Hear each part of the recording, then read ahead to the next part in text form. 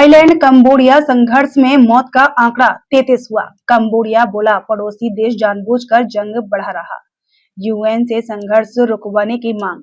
Thailand और Cambodia के बीच 1000 साल पुराने 2 शिव मंदिरों को लेकर शुरू हुआ संघर्ष तीसरे दिन भी जारी है। इस संघर्ष में अब तक 33 लोगों की मौत हो गई है। कंबोडिया के रक्षा मंत्रालय के मुताबिक लड़ाई में उनके 13 लोगों की मौत हुई है। इनमें 8 नागरिक और 5 सैनिक शामिल हैं। इसके अलावा 71 लोग घायल हुए हैं।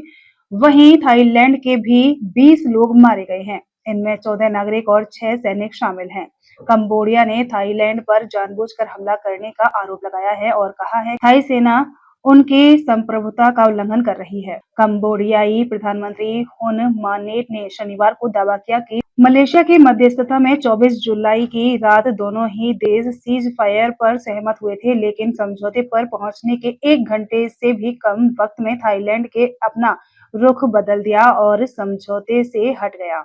यूएन सुरक्षा परिषद की इमरजेंसी बैठक में कंबोडिया ने जंग को रुकवाने की मांग की है।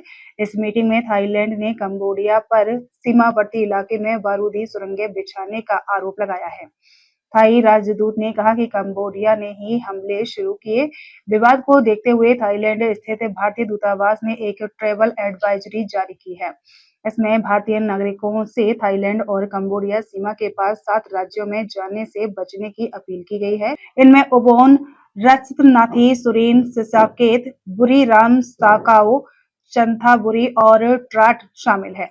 इसके अलावा इमरजेंसी की स्थिति में दूतावास से संपर्क करने के लिए कहा गया है। कंबोडिया बोला थाईलैंड और हमले की तैयारी कर रहा।